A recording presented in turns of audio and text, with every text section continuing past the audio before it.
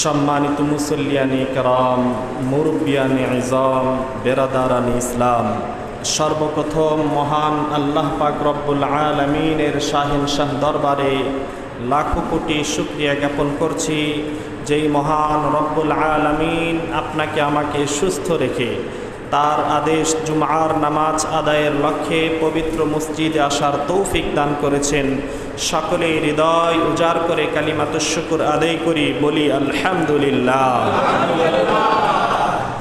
লাখো কোটি দরুদ ও সালাম পেশ করি সাইয়্যিদুল মুরসালিন, খাতামুন নবিয়্যিন, আশরাফুল আম্বিয়া, সাকি কাউসার, হাদি রহমত, রহমাতুল লিল আলামিন, মুহাম্মাদুর রাসূলুল্লাহ সাল্লাল্লাহু আলাইহি ওয়াসাল্লামের পাক রওজায় আল্লাহ পাক রব্বুল আলামিন যার উম্মত করে আমাদেরকে শ্রেষ্ঠ করেছেন, সকলে আবারও বলি সাল্লাল্লাহু আলাইহি ওয়াসাল্লাম।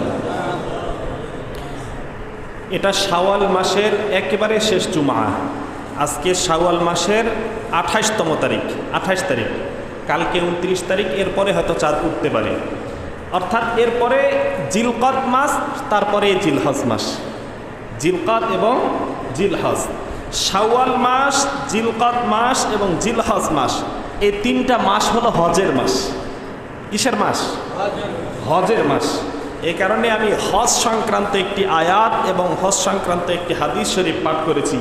এই আয়াতে আল্লাহ পাক রব্বুল আলামিন হজের গুরুত্ব এবং হজের মহত্ব সম্পর্কে বর্ণনা করেছেন, এবং রাসূল আকরাম সাল্লাল্লাহু আলাইহি ওয়াসাল্লাম হজের ফজিলত সম্পর্কে বর্ণনা করেছেন। যেহেতু হজের মৌসুম, আর মৌসুম অনুযায়ী আলোচনা করা এটা সুন্নত। মৌসুম অনুযায়ী আলোচনা করা এটা কি? সুন্নত। রাসূল আকরাম সাল্লাল্লাহু আলাইহি ওয়াসাল্লাম তিনিও বিভিন্ন সময় প্রেক্ষাপট নিয়ে আলোচনা করতেন, মৌসুম নিয়েই আলোচনা করতেন। তাহলে আমাদের যেহেতু হজের মৌসুম চলতেছে, হজ নিয়েই আলোচনা হবে ইনশাআল্লাহ। হজ পর্যন্ত, অর্থাৎ একেবারেই কুরবানি পর্যন্ত, হজ, কুরবানি এবং রাসূল আকরাম সাল্লাল্লাহু আলাইহি ওয়াসাল্লামের কাছে কীভাবে কুরবানি আসলো, প্রেক্ষাপট, এগুলো নিয়ে আলোচনা হবে ইনশাআল্লাহ। এই হজ, হজ শব্দের শাব্দিক অর্থ হলো ইচ্ছা করা। কি করা? ইচ্ছা করা, সংকল্প করা, এরাদা করা, সংকল্প করা। আর পরিভাষায় হজ বলা হয় কি? কয় নির্দিষ্ট মাসে। নির্দিষ্ট মাস কেন? আপনি সারা বছর চাইলে হজ করতে পারবেন না। নির্দিষ্ট মাস, নির্দিষ্ট দিন, হাতে গোনা নির্দিষ্ট কয়েকটা দিন। জিলহজ মাসের 8, 9, 10, 11, 12, 5 দিন। জিলহজ মাসের 8, 9, 10, 11, 12, এই 5 দিন হলো হজ। তাহলে নির্দিষ্ট মাস, নির্দিষ্ট দিন, নির্দিষ্ট সময়, নির্দিষ্ট স্থানে, নির্দিষ্ট কিছু কাজ আল্লাহ পাক রব্বুল আলামিনের নির্দেশনা, পন্থা অনুযায়ী সম্পাদন করাকেই হজ বলে। কাজটাও হবে নির্দিষ্ট, এবং এই নির্দিষ্ট কাজটাও নির্দিষ্ট কিছু নিয়ম কানুন আছে, এই নিয়ম কানুন অনুযায়ী সম্পাদন করাই হলো হজ। এই হজ ইসলামের যে ভিত্তিগুলো আছে, ইসলামের যে স্তম্ভগুলো আছে, এগুলার অন্যতম একটা হলো হজ। হযরত আব্দুল্লাহ ইবনে উমর রাদিয়াল্লাহু তাআলা আনহু তিনি বর্ণনা করেন, বুনিয়াল ইসলামু আলা খামসিন শাহাদাতি আল্লা ইলাহা ইল্লাল্লাহ ওয়া আন্না মুহাম্মাদার রাসূলুল্লাহ ওয়া ইকামিস সালাতি ওয়া ইতাইজ যাকাহ ওয়াল হজ্জি ওয়া সাওমি রমাদান। বুনিয়াল ইসলামু আলা খামসিন, এই ইসলামের ভিত্তি হলো 5টা জিনিসের উপর। কয়টা জিনিস? 5টা জিনিস। এই হাদিসটা সবাই মুখস্থ করে ফেলে যে ইসলামের স্তম্ভই হলো 5টা জিনিসের উপর।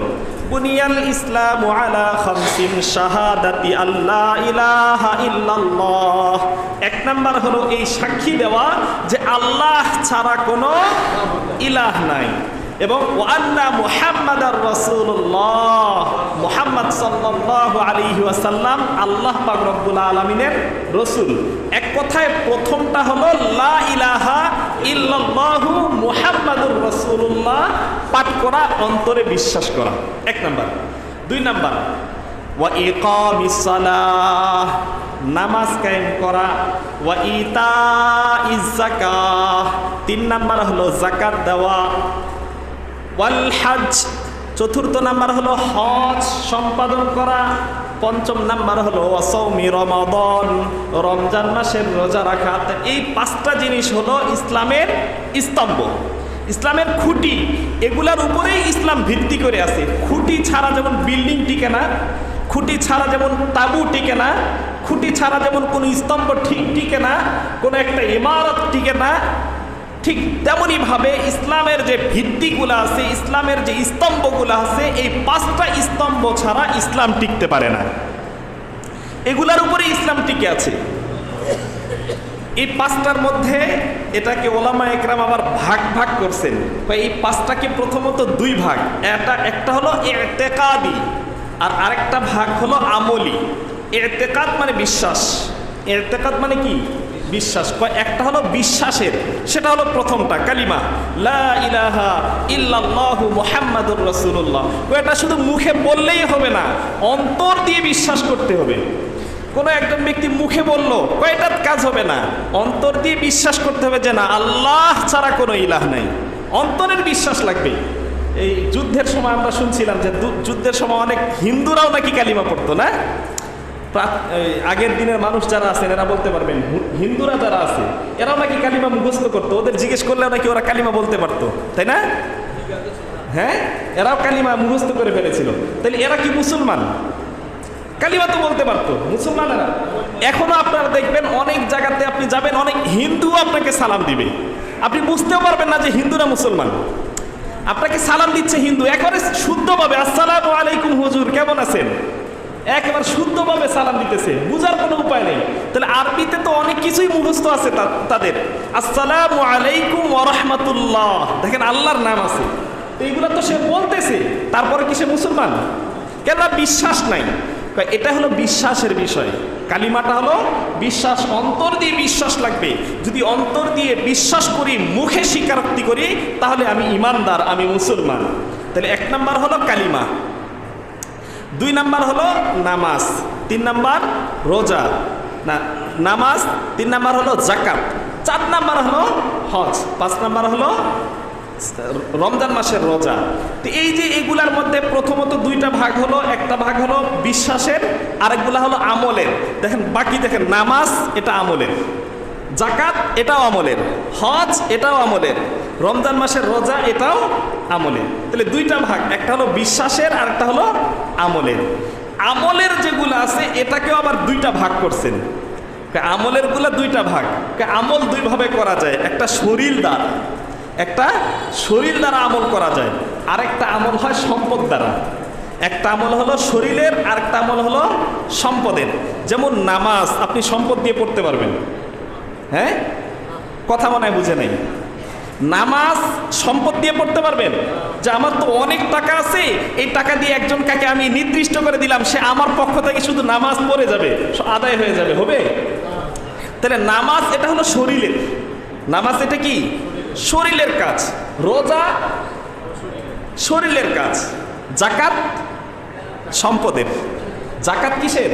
সম্পদের। তাহলে এগুলার মধ্যে থেকে কিছু আছে শরীরের, কিছু আছে সম্পদের, কিছু শরীরের কিছু সম্পদের। শরীরের যেমন নামাজ রোজা, আর সম্পদের যেমন যাকাত। কিন্তু একটাই, পাঁচটার মধ্যে থেকে একটা এমন আছে যেটা শরীরও লাগে আবার সম্পদও লাগে, শরীরও লাগে আবার সম্পদও লাগে, সেটাই হলো হজ। আপনার শুধু টাকা আছে, শরীর আপনার একেবারে অচল, আপনার দ্বারা হজ করতে পারবেন না। আবার শুধু শরীর আছে, টাকাও নাই, তারপরও করতে পারবেন না। কেননা হজ সম্পাদন করার জন্য দোনোটা জিনিস লাগবে, টাকাও লাগবে, শরীরও লাগবে। এজন্য কেমন যেন বোঝা গেল অন্যান্য যে স্তম্ভগুলো আছে এগুলার চেয়েও হজটা আরো বেশি গুরুত্বপূর্ণ। কেননা এটাতে সবটাই লাগে, শরীরও লাগে আবার সম্পদও লাগে। বুঝছি কথাটা? নামাজ যেমন ফরজ, হজও তেমন ফরজ। নামাজ যেমন প্রত্যেকটা মুমিনের জন্য ফরজ হয়ে যায়, কোনো ব্যক্তির উপর যখন হজ ফরজ হয়ে যায় বা তার সম্পদ থাকে, তখন তার উপর নামাজের মতো হজ ফরজ হয়ে যায়। ক্ষেত্র বিশেষে হজটা নামাজের চেয়েও আরো বেশি গুরুত্বপূর্ণ হয়ে যায়। কেমন? মনে করেন কোনো একজন ব্যক্তি আজকে ফজরের নামাজ পড়তে পারে নাই, সাপোজ ধরলাম, আমরা তো হিসাব করলে দেখা যাবে যে অনেকেই পড়ি নাই, যদি হিসাব করা যায় দেখা যাবে অনেকে পড়ে নেই, অথচ আমরা প্রত্যেকে জানি যে ফজরের নামাজটা আমার ফরজ ছিল। আপনারা যারা আছেন এমন কেউ জানেন যে ফজরের নামাজ আমার উপর ফরজ ছিল না? সবাই জানি না? সবাই তো জানি, সবাই জানি যে ফজরের নামাজটা আমার উপর ফরজ ছিল, তারপরও পড়ি নেই, তারপরও পড়ি নেই। তা ধরলাম নামাজটা আমার কাজা হয়ে গেছে, আমার যদি বুঝ আসে যে না নামাজটা তো আমার উপর ফরজ ছিল, আমার নামাজটা পড়া দরকার, তাহলে এখন চাইলে পড়তে পারবে না? পড়তে পারবে কি না? এখন চাইলেই পড়তে পারবে। তাহলে কাজাটা আমি যখন ইচ্ছা তখনই পড়তে পারতেছি, নামাজ কাজা হয়ে গেছে, যখন ইচ্ছা যখন মনে পড়তেছে তখনই আমি নামাজ কাজা আদায় করতে পারতেছি। কিন্তু কোনো ব্যক্তির হজ ফরজ হয়েছে, তৎক্ষণাৎ সে হজ আদায় করে নেই, তাহলে যখন মন চায় তখনই সে হজ করতে পারবে? পারবে? তার নির্দিষ্ট সময় আসতে হবে, কুরবানির সময় হতে হবে, কুরবানির সময় ঠিক ওই সময় জিলকদ মাসই হতে না, জিলহজ মাসই হতে হবে, জিলহজ মাস ছাড়া অন্য সময় সে আদায় করতে পারবে না। তাহলে কেমন যেন বোঝা গেল নামাজের চেয়েও হজটা আরো বেশি গুরুত্বপূর্ণ। আবার আরেকটা জিনিস বুঝাই, মনে করেন কোনো একজন ব্যক্তির উপর হজ ফরজ হয়েছে আজকে থেকে আরো 10 বছর আগে, আজকে থেকে আরো 10 বছর আগে হজ ফরজ হয়েছিল। 10 বছর আগে হজে যাইতে টাকা লাগতো কত? 2 থেকে 2.5 লক্ষ টাকা। কত টাকা? এমন না? 10 বছর আগে 2 থেকে 2.5 লক্ষ টাকা লাগতো। 2 থেকে 2.5 লক্ষ টাকা হলেই হজ করতে পারতো। সেই সময় তার উপর হজ ফরজ ছিল। সেই সময় মনে করেন হজ ফরজ হয় কিভাবে? যে তার কাছে এই পরিমাণ সম্পদ আছে যে সে বাংলাদেশ থেকে সৌদি আরব গিয়ে হজ সম্পাদন করে আসতে পারবে, অতিরিক্ত এই সম্পদ আছে, এবং তার পরিবার পরিজনের খাবারও ব্যবস্থা আছে, সব কিছুর পরে অতিরিক্ত এই পরিমাণ টাকা থাকলেই তো হজ ফরজ, এই পরিমাণ টাকা থাকলেই তো হজ ফরজ। তাহলে 10 বছর আগে তার উপর হজ ফরজ হয়েছিল, কিন্তু সে হজ আদায় করে নাই। আজকে হজ করতে গেলে 7 লক্ষ থেকে 8 লক্ষ টাকা লাগে, কিন্তু এখন তো এই পরিমাণ টাকা নাই। তার কি হজ রহিত হয়ে গেছে? হজ কি রহিত হয়ে গেছে? হজ তো তার উপর ফরজ, কিন্তু এখন সে ইচ্ছা করলেও আর পারতেছে না, এই পরিমাণ টাকা নাই। এজন্য হজ যখন ফরজ হয় তখনই হজ সম্পাদন করা। আমাদের সমাজের মধ্যে দেখবেন অনেক মানুষ আছে, অনেক সম্পদশালী, অনেক টাকা আছে, কিন্তু হজের ক্ষেত্রেই গাফলতি। কেমন যেন না একটু বয়স হয়ে যাক, আর একটু বড় হই, আর একটু বার্ধক্য আসুক, আর একটু আমার সন্তানগুলো আছে সন্তানগুলো আর একটু বড় হোক, ছেলেকে বিয়ে দিয়ে নেই, মেয়ে হয়েছে মেয়েটাকে বিয়ে দিয়ে নেই, তারপরে হজ করব, এমন অনেকে চিন্তা করে না? হজ করার জন্য তো ছেলে মেয়ের বিয়ে তো দূরে থাক, নিজের বিয়েও তো জরুরি না, নিজের যে বিয়ে করতে হবে এটাও তো জরুরি না? এটা কি জরুরি? এই যে আপনারা যারা হজে গেছেন বা হজে যাবেন বা হজে ওখানকার দৃশ্য দেখছেন, দেখবেন যে অনেক দেশের এমন এমন মানুষ আছে একেবারে যুবক, একেবারে যুবতী, এরা হজ করতেছে। যেমন বিশেষ করে ইন্দোনেশিয়ার মধ্যে এমন আইন আছে যে তারা যদি উমরা না করে তাহলে তাদের বিয়েই দেয় না, উমরা না করলে এদের বিয়েই দেয় না। ছেলে হোক মেয়ে হোক, বিয়ের আগে আগে উমরা করতে হবে, তারপর বিয়ে। তা আমাদের দেশে দেখা গেছে যে আমাদের যাদের সম্পদ আছে, সম্পদশালী, একেবারে বার্ধক্য যখন চলে আসছে তখন তারপরে যাই হজে। বার্ধক্য চলে আসছে তখন তার হাত পায়ে চলে না, নিজেই চলতে পারে না, এই অবস্থায় তখন হজে যায়। অথচ হজটা হলো একটা কষ্টের বিষয়। রাসূল আকরাম সাল্লাল্লাহু আলাইহি ওয়াসাল্লাম বলেন, আল হাজ্জু আল আজ্জু, হজ হলো কষ্টের বিষয়। টানা 5টা দিন কি পরিমাণ কষ্ট করতে হয়। এত কষ্ট তো যদি যুবক বয়সে না করি, তাহলে বার্ধক্য যখন চলে আসবে, হাঁটার সময় পা চলতেছে না, যখন বসবো কোমর চলতেছে না, যখন সেজদা দিব মাথা চলতেছে না, তখন হজ করব কিভাবে? সাফা মারওয়া সাই করতে যাব, দৌড়াতে হবে, সেখানে দৌড়াতে পারতেছি না। এ কারণে যুবক বয়সে যখন সম্পদ আছে, যখন হজ ফরজ হয়েছে, তখনই হজ আদায় করা। কেননা দেরি করলে তো এমন হয়ে যেতে পারে যে আমার তো এখন সামর্থ্য আছে, আজকে থেকে এখন তো যাও 7-8 লাখ টাকা, আজকে থেকে যদি আরো 10 বছর পর 20 লাখ টাকা হয়ে যায়, হতে তো পারে। যেহেতু 10 বছর আগে মাত্র 2 লাখ টাকাতে যাওয়া গেছে, 10 বছর পরে আজকে 7 থেকে 8 লাখ টাকা লাগে, আরো 10 বছর পরে তো আরো 20 লাখ টাকা লাগতে পারে, তখন তো আমার আরো সামর্থ্য হবে না। এজন্য যখনই সামর্থ্য হয় তখনই হজ আদায় করা, যখনই সামর্থ্য হয় তখনই কি করা? হজ আদায় করা। হজটা তো কেমন যেন আল্লাহ পাক রব্বুল আলামিনের কাছে দেওয়ানা হয়ে যাওয়া। এটা আখিরাতের একটা স্মরণ, কিয়ামতের ময়দানের একটা স্মরণের মতো। কেমন দেখেন যে যখন যারা হজে যায়, হজে যারা যায় তাদের ভিতরে কোনো অহংকার নাই, ভিতরে কোনো দাম্ভিকতা নাই, ভিতরে কোনো অহমিকা নাই।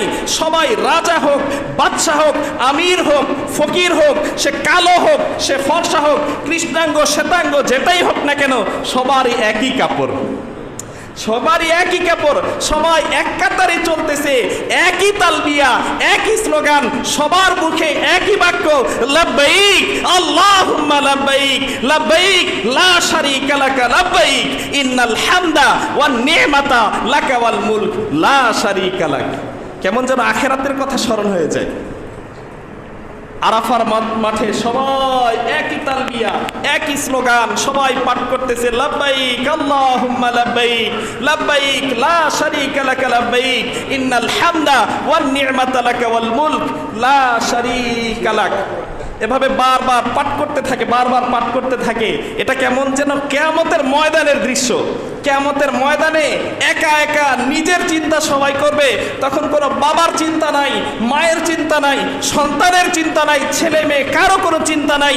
নিজের চিন্তা যে আল্লাহ আমার কি হবে, আল্লাহ আমার কি হবে।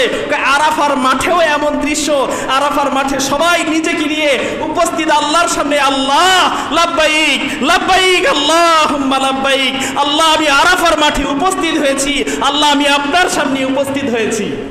আল্লাহ পাক রব্বুল আলামিনের কাছে যখন সবাই এভাবে রোনা জারি করে, সবাই যখন তালবিয়া পাঠ করতে থাকে, তাকবীরে তাশরিক যখন পাঠ করতে থাকে, তখন আল্লাহ পাক রব্বুল আলামিন ফেরেশতাদেরকে বলে, ও আমার ফেরেশতারা, দেখো আমার বান্দারা আমার কাছে এসেছে, আরাফার মাঠে তারা উপস্থিত হয়ে আমাকে বলতেছে যে হে আল্লাহ আমরা উপস্থিত হয়েছি।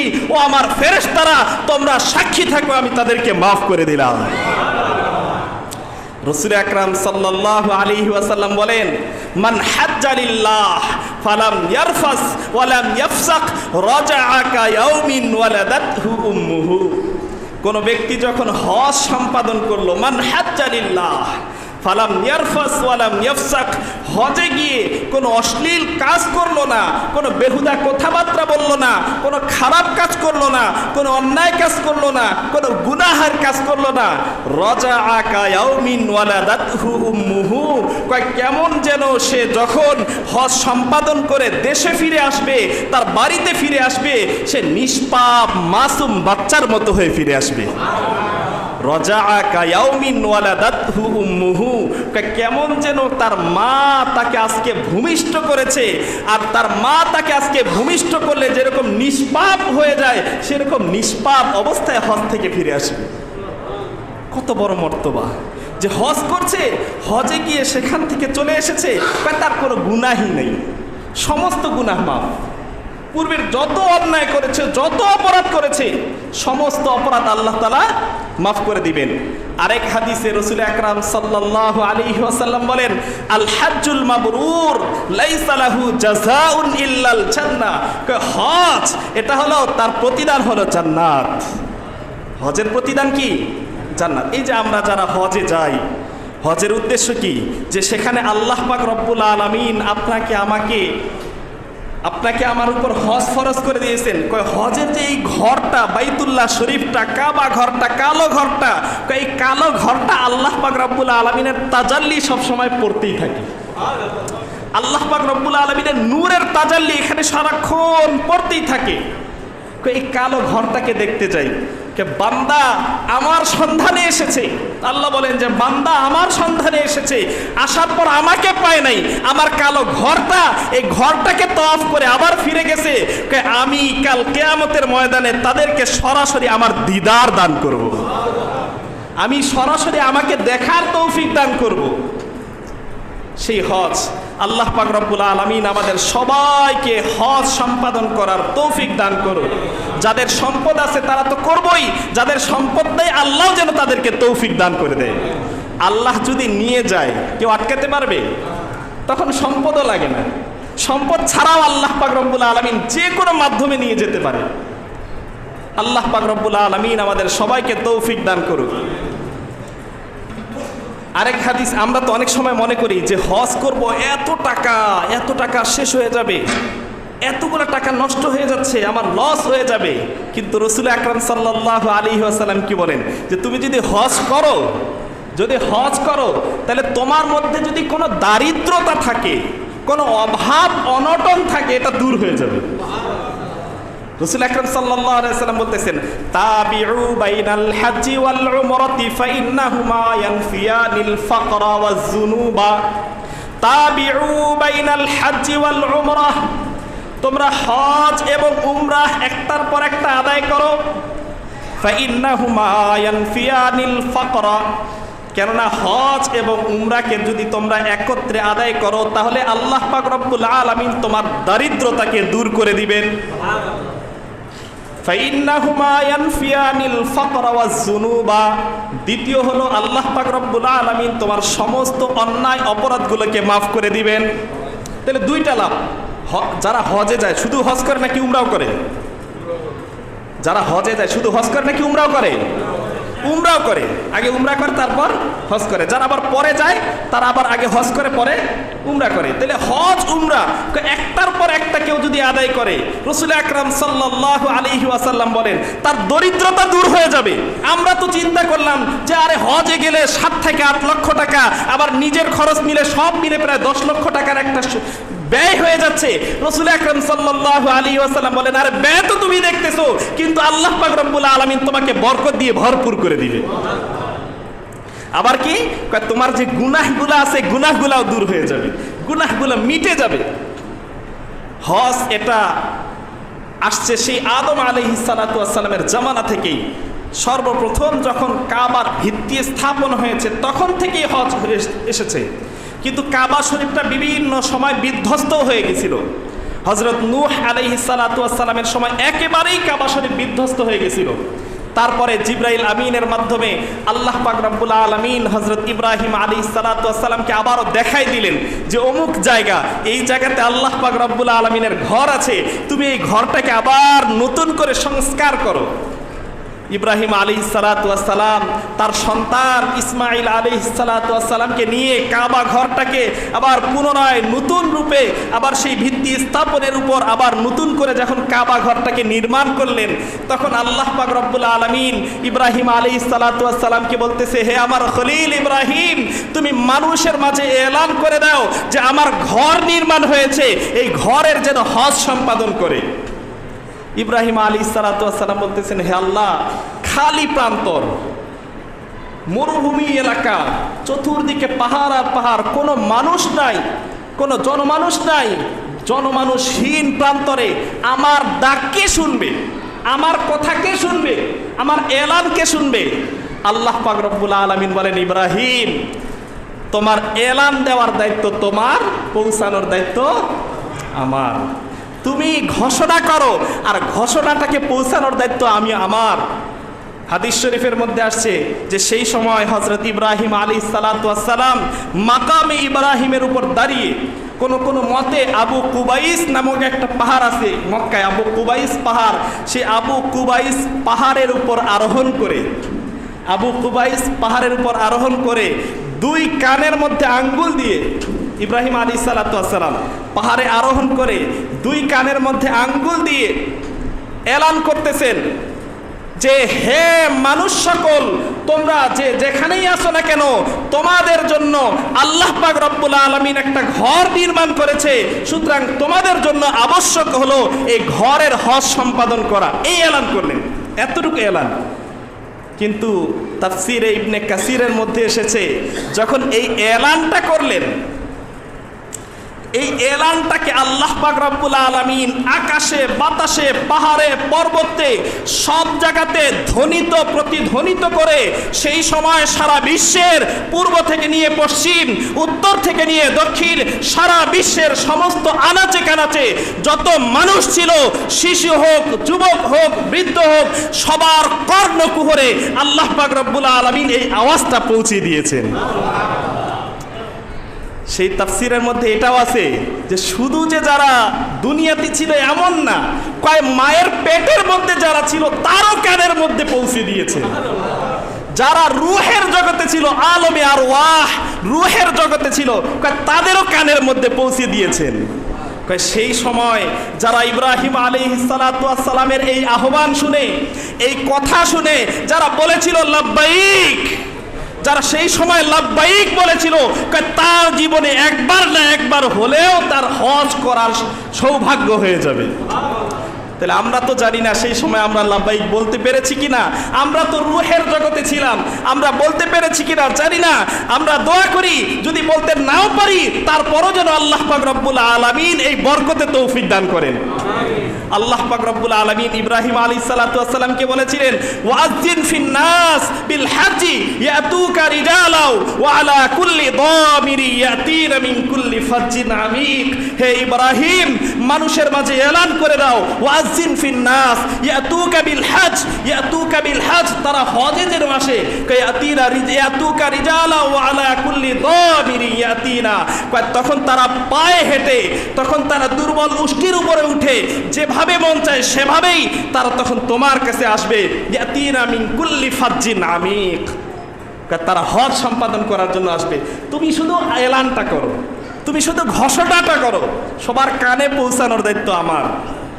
এই যে হজ যখন শুরু হলো, কাবার চত্বরে যখন তওয়াফ শুরু হলো, তখন থেকে নিয়ে কিয়ামত পর্যন্ত আর কোনোদিন এই তওয়াফ বন্ধ থাকবে না।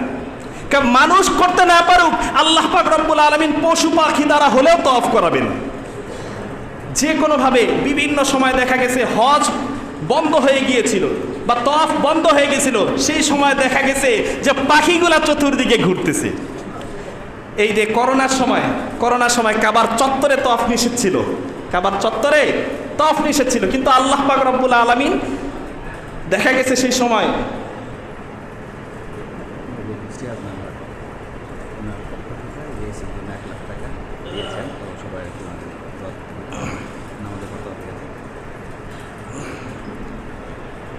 করোনার সময় কাবার চত্বর যেটা মাতাফ, এই মাতাফের মধ্যে তওয়াফ করা নিষেধ ছিল, কিন্তু আমরা তো প্রিন্ট মিডিয়া বা বিভিন্ন মিডিয়ার মধ্যে আমরা দেখেছি যে সেই সময় পাখিগুলা ঘুরতেছিল, সেই সময় পাখিগুলা ঘুরতেছিল।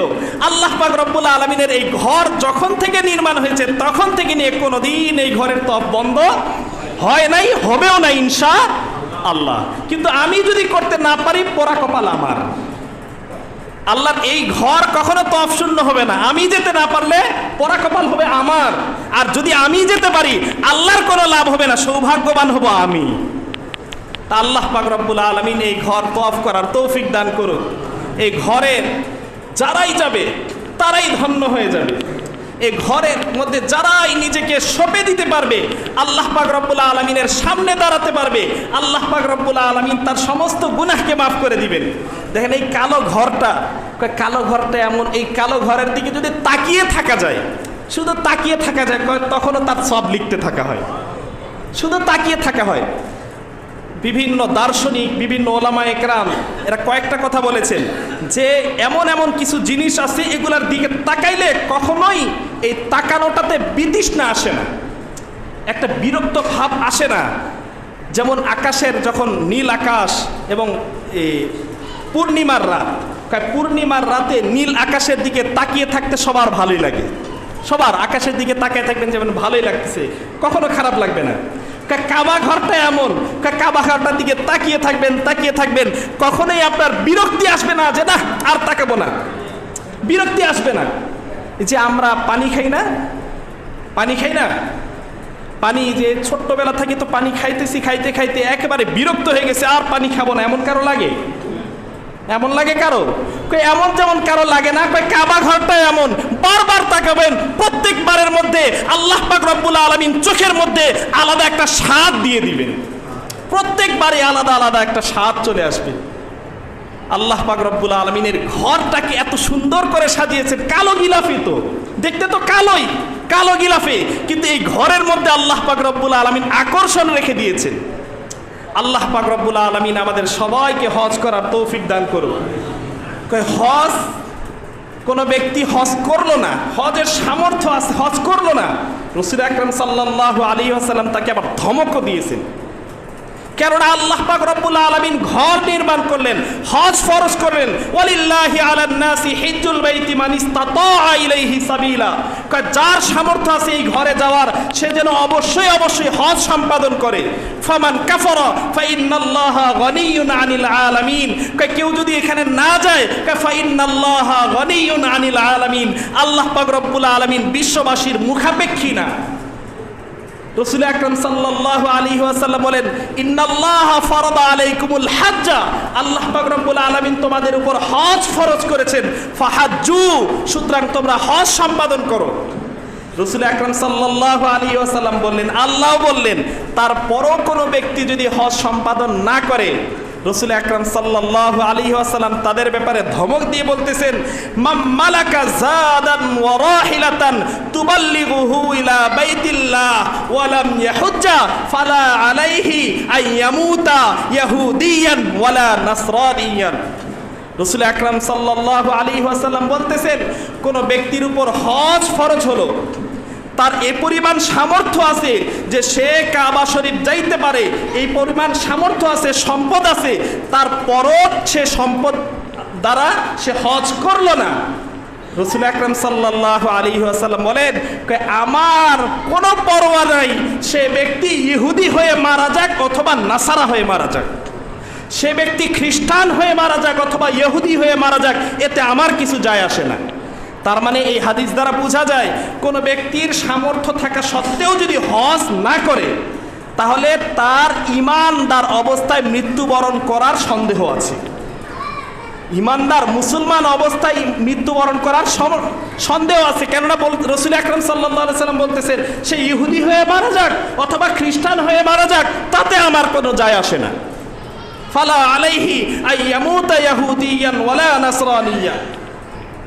তাহলে আমাদের যাদের সামর্থ্য আছে তাদের আমাদের এখনই হজ করা দরকার কিনা?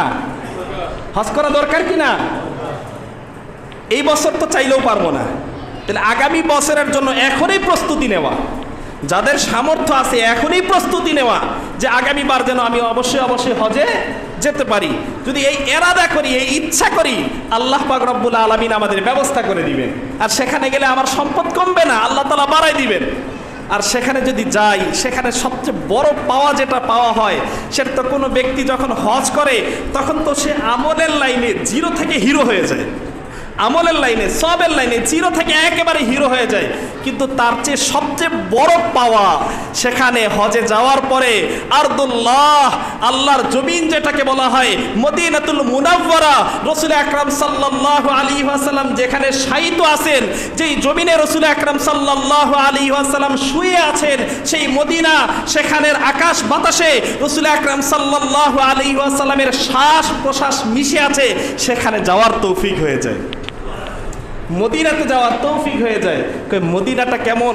রাসূল আকরাম সাল্লাল্লাহু আলাইহি ওয়াসাল্লামের কাছে যখন মদিনার ধুলোবালু এসে লাগতো শরীরে, তখন রাসূল আকরাম সাল্লাল্লাহু আলাইহি ওয়াসাল্লাম ধুয়ে ফেলতেন না, মদিনাতে এত ভালোবাসতেন।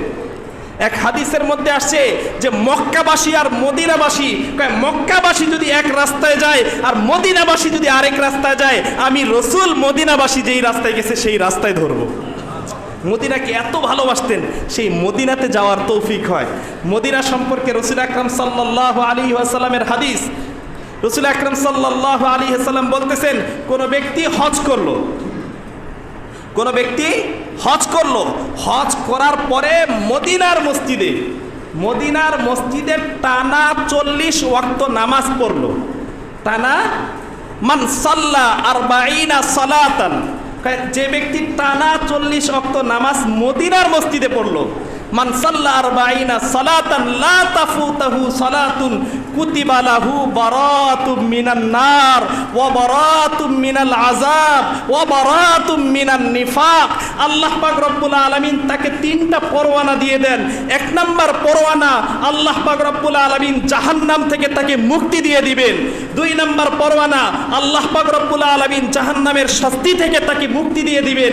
3 নাম্বার পরোয়ানা, আল্লাহ পাক রব্বুল আলামিন নেফাকি থেকে, মুনাফিকের কাতার থেকে তার নামটা কেটে দিবেন। মদিনার মধ্যে 40 ওয়াক্ত 8 দিনে হয়। কয় দিনে? 5 8 40। 8 দিনে 40 ওয়াক্ত হয়। 40 ওয়াক্ত টানা 8 দিন নামাজ পড়লো, 40 ওয়াক্ত নামাজ পড়লো, কে আল্লাহ পাক রব্বুল আলামিন তার সমস্ত গুনাহগুলোকে মাফ করে দিবেন, জাহান্নাম থেকে মুক্তি দিয়ে দিবেন, জাহান্নামের শাস্তি থেকে মুক্তি দিবেন। আল্লাহ পাক রব্বুল আলামিন মুনাফিকের কাতার থেকে তার নামটাও কেটে দিবেন। আরেক হাদিসে রাসূল আকরাম সাল্লাল্লাহু আলাইহি ওয়াসাল্লাম বলেন, মান হাজ্জা ফাজারা কবরি বাদা মাউতি কানা কামান জারানি ফি হায়াতি।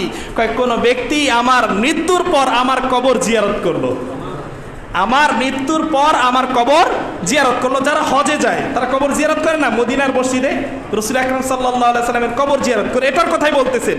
আমার মৃত্যুর পরে আমার কবর জিয়ারত করলো, কানা কামান জারানি ফি হায়াতি, কেমন যেন সে জীবিত অবস্থায় আমার সাথে সাক্ষাৎ করলো। আমার মৃত্যুর পরে হজ করার পরে সে আমার কবরটা জিয়ারত করলো, কেমন যেন সে জীবিত অবস্থায় আমার সাথে সাক্ষাৎ করলো। আরেক হাদিসে রাসূল আকরাম সাল্লাল্লাহু আলাইহি ওয়াসাল্লাম বলেন, মান যারা কবরি ওয়াজাবাত লাহু শাফাআতি, যে আমার কবরটা জিয়ারত করলো তার উপর আমার শাফাআত করা ওয়াজিব হয়ে গেল। আরেক হাদিসে রাসূল আকরাম সাল্লাল্লাহু আলাইহি ওয়াসাল্লাম বলেন, মা বাইনা বাইতি ওয়া মিম্বারি রাউযাতুম মিন রিয়াজিল জান্নাহ, যে তোমরা দুনিয়াতে থাকা অবস্থায় জান্নাতে যেতে চাও, জান্নাতের দৃশ্য দেখতে চাও, তাহলে আমার ঘর আমার মিম্বারের মাঝখানে যে জায়গাটা, এই জায়গাটা হলো জান্নাত, এই জান্নাতের টুকরা রাউযাতুম মিন রিয়াজিল জান্নাহ। দুনিয়াতে থাকা অবস্থায় জান্নাতের মধ্যে প্রবেশ করা যাবে। রাউযাতুম মিন রিয়াজিল জান্নাত, ধূসর রঙের কার্পেট বিছানো থাকে, সেই ধূসর রঙের কার্পেটের মধ্যে এটা হলো জান্নাতের টুকরা, একটা জান্নাতের টুকরা। রাসূল আকরাম সাল্লাল্লাহু আলাইহি ওয়াসাল্লামের ভাষ্য অনুযায়ী বোঝা যায় যে জান্নাত থেকে সরাসরি একটা মাটির খণ্ড এনে, জান্নাতের একটা টুকরা এনেই সেখানে স্থাপন করা হয়েছে। রাউযাতুম মিন রিয়াজিল জান্নাহ, বুখারী শরীফের হাদিস। মা বাইনা বাইতি ওয়া মিম্বারি রাউযাতুম মিন রিয়াজিল জান্নাহ। তার দুনিয়াতে থাকা অবস্থায় জান্নাতে যাওয়ার স্বাদ আমরা নিতে চাই না? যদি নিতে চাই তাহলে আমাদেরকে হজে যেতে হবে। যাদের হজ ফরজ হয়েছে তারা তো যাবই, যদি হজ করতে নাও পারি অন্তত পক্ষে হলো উমরা করে হলো এই যে দৃশ্যগুলা রাসূল আকরাম সাল্লাল্লাহু আলাইহি ওয়াসাল্লামের কবর জিয়ারত করা, এটা যেন আমাদের সবার ভাগ্যে জুটে যায়। আল্লাহ পাক রব্বুল আলামিন যেন আমাদের সবাইকে তৌফিক দান করে। আমাদের সভাপতি সাহেবের বাবা এবং মায়ের জন্য দোয়া চেয়েছেন, এবং সভাপতি সাহেবের ভাগ্নি জামাই তার শাশুড়ির জন্য, অর্থাৎ সভাপতি সাহেবের বোনের জন্য কবরস্থানে 5,000 টাকা দান করেছেন এবং সকলের কাছে দোয়া চেয়েছেন। জাকির ভাই তার ছেলে ইয়াসিন, সে বিদেশে আছে, তার জন্য দোয়া চেয়েছেন। শহীদুল্লাহ চাচা তার মেয়ে মসজিদে 200 টাকা দান করেছেন এবং দোয়া চেয়েছেন। কে? মানিক ভাইয়ের ছেলে, সে তার বাবা মায়ের জন্য দোয়া চেয়েছেন। আচ্ছা, আপনাদের কাছে একটু ছোট্ট একটা আরজি করি। আমি কখনো আরজি করি নাই, একেবারে ছোট্ট একটা আরজি করি, দেখি আপনারা আরজিটাতে সাড়া দেন কিনা। কেননা আমি চাবো ইনশাল্লাহ আল্লাহ পাক রব্বুল আলামিনের